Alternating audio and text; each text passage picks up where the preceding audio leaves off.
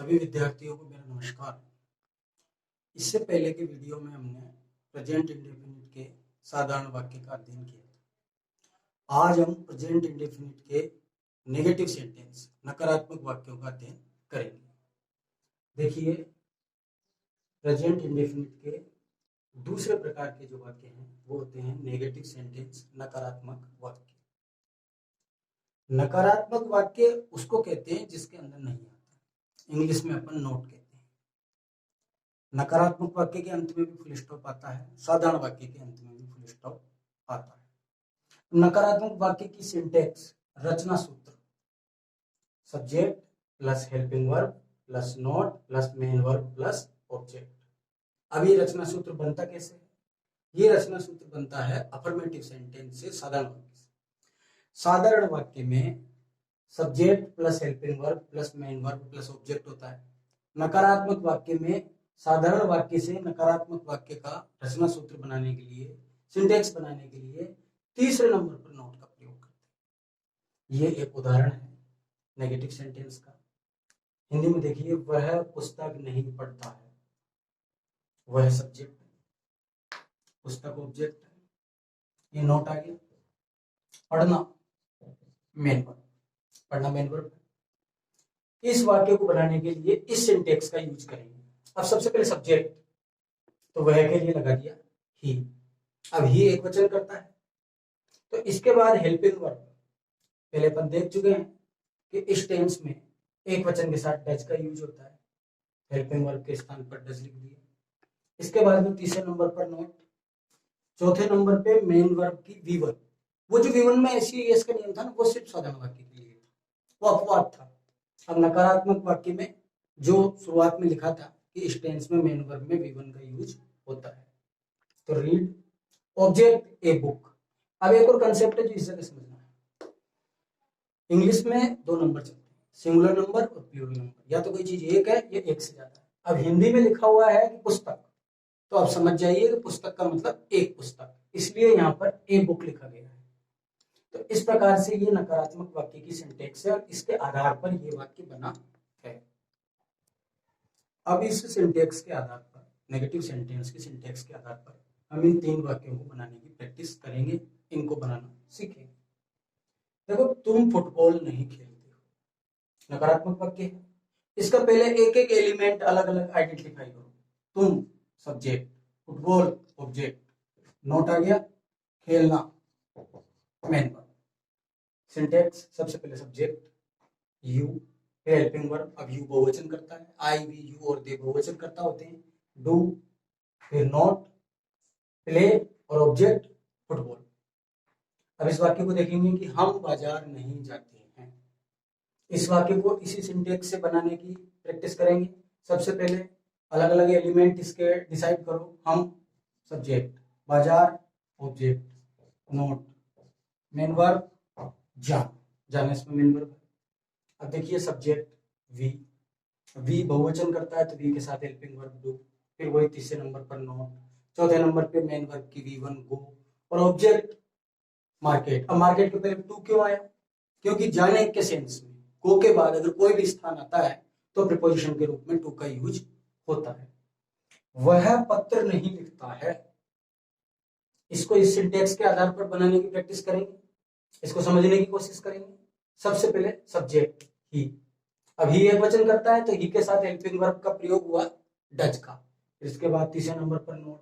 अब main verb लिखना तो राइट फर्स्ट फॉर्म, और object a letter. A letter क्यों लिखना पड़ा? क्योंकि इधर करता एक वचन था। इसका मतलब जिस प्रकार से उस वाक्य में हमने देखा था उदाहरण में ए बुक, उसी तरीके से यहाँ पे लिखना पड़ा ए लेटर, क्योंकि अगर ये आइडेंटिफाई नहीं है तो इसको अपन एक वचन मानेंगे। नेगेटिव सेंटेंस के बाद अब हम देखेंगे प्रेजेंट इंडेफिनिट में तीसरे प्रकार के सेंटेंस, जिनका नाम है इंटेरोगेटिव सेंटेंस। अब इंटेरोगेटिव सेंटेंस का हिंदी अर्थ होता है प्रश्नवाचक वाक्य। इन वाक्यों के माध्यम से प्रश्न पूछने का कार्य किया जाता है। इंटेरोगेटिव सेंटेंस की सिंटेक्स, पहली syntax helping verb plus subject plus main verb plus object.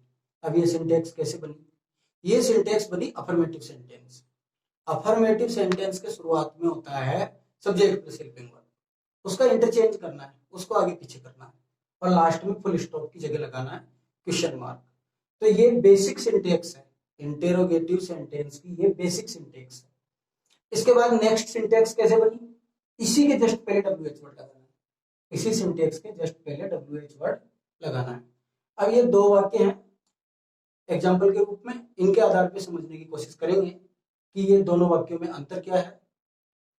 देखिए ये जो वाक्य है, क्या वह पुस्तक पढ़ता है, इसके प्रश्नवाचक होने के दो कारण हैं, एक तो शुरू में क्या आ गया और एक लास्ट में है क्वेश्चन मार्क। और वह पुस्तक कब पढ़ता है, इसके बीच में WH वर्ड आ गया और लास्ट में आ गया क्वेश्चन मार्क। इसको बिल्कुल इजी वे में इस प्रकार से समझिए कि प्रश्नवाचक वाक्य दो प्रकार के होते हैं, एक वे जिनका प्रारंभ क्या से होता है और एक वे जिनका प्रारंभ क्या से नहीं होता है। जिनका प्रारंभ क्या से होता है और जिनका प्रारंभ क्या से नहीं होता है, दोनों के अंत में क्वेश्चन मार्क आता है। अब जिनका प्रारंभ क्या से होता है उनको इस सिंटेक्स से बनाएंगे जो कि हेल्पिंग वर्ब से प्रारंभ है, और जिनका प्रारंभ क्या से नहीं होता है उनको इस सिंटेक्स से बनाएंगे जो WH वर्ड से प्रारंभ है। ये अंतर आपको अच्छी तरह समझ में आ जाना चाहिए कि जिनका प्रारंभ क्या से होता है उनको हेल्पिंग वर्ब से प्रारंभ करेंगे और जिनका प्रारंभ क्या से नहीं होता है उनको WH वर्ड से प्रारंभ करेंगे। अब इस वाक्य को देखेंगे, क्या वह पुस्तक पढ़ता है। पहले इसके अलग अलग एलिमेंट डिसाइड करो, वह सब्जेक्ट, पुस्तक ऑब्जेक्ट और मेन वर्ब है पढ़ना, मेन वर्ब है पढ़ना। अब देखो इस सिंटेक्स से बनेगा, सबसे पहले हेल्पिंग वर्ब डच, फिर सब्जेक्ट ही, फिर मेन वर्ब रीड, फिर object a book, does he read a book. ये इसका ट्रांसलेशन हुआ, क्या वह पुस्तक पढ़ता है। अब वह पुस्तक कब पढ़ता है, ऐसे वाक्य क्या से प्रारंभ नहीं होते, प्रश्नवाचक होते हैं, लेकिन इनके बीच में कोई ना कोई WH वर्ड अवश्य आता है, जैसे कब, कहाँ, क्यों, कैसे, कुछ भी WH वर्ड इनके बीच में आ सकता है। इनका प्रारंभ इस सिंटेक्स से करेंगे, सेकंड सिंटेक्स से जो WH वर्ड से प्रारंभ है। अब इसमें शुरुआत में इसमें भी वही बात है, इसके अलग अलग अगर अपन एलिमेंट आइडेंटिफाई करें, सबसे पहले वह है सब्जेक्ट है, पुस्तक ऑब्जेक्ट है, कब WH वर्ड है, मेन वर्ब क्या है पढ़ना।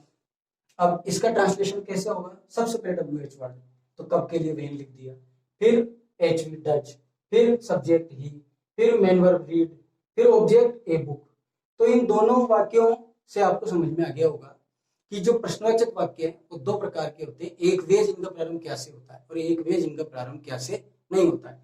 जिनका प्रारंभ क्या से होता है उनको HV से प्रारंभ करना है और जिनका प्रारंभ क्या से नहीं होता है उनको WH वर्ड से प्रारंभ करना है।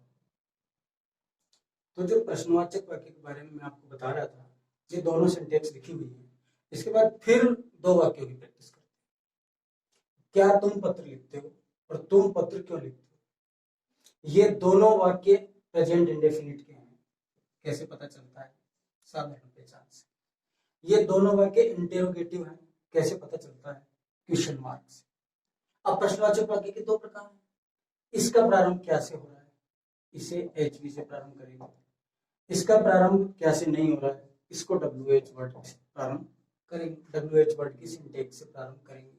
अब क्या तुम पत्र लिखते हो, इसमें एक एक एलिमेंट को अलग अलग देखेंगे, सब्जेक्ट इसका तुम है, पत्र इसका ऑब्जेक्ट है, मेन वर्ब है इसकी लिखना, मेन वर्ब इसकी लिखना। अब इसको इस सिंटेक्स से बनाया, सबसे पहले हेल्पिंग वर्ब डू। अब डू क्यों लगाया, क्योंकि सब्जेक्ट कैसा है, बहुवचन करता है, आई वी यू दे बहुवचन करता होता है, यू बहुवचन करता है, डू यू, फिर मेन वर्ब के स्थान पर राइट वी1, फिर ऑब्जेक्ट ए लेटर। तो do you write a letter, ये ट्रांसलेशन हुआ क्या तुम पत्र लिखते हो। अब तुम पत्र क्यों लिखते हो, ये भी प्रश्नवाचक वाक्य, लेकिन इसका प्रारंभ क्या से नहीं हुआ, इसके बीच में कोई WH वर्ड आया होगा, इसलिए ये WH वर्ड की सिंटेक्स से बनेगा। सबसे पहले देखिए तुम इसका सब्जेक्ट है, पत्र इसका ऑब्जेक्ट है, क्यों WH वर्ड है, लिखना मेन वर्ब है। तो WH वर्ड, तो सबसे पहले WH वर्ड वाई, फिर इसके बाद हेल्पिंग वर्ब डू, फिर इसके बाद सब्जेक्ट यू, फिर मेन वर्ब राइट, फिर ऑब्जेक्ट ए लेटर। तब आपको ये अच्छी तरह समझ में आ गया होगा कि प्रश्नवाचक वाक्य दो प्रकार के होते हैं, जिनका प्रारंभ क्या से होता है उन्हें HV से प्रारंभ करते हैं और जिनका प्रारंभ क्या से नहीं होता है उनको WH वर्ड से प्रारंभ करते हैं। आज के लिए इतना ही।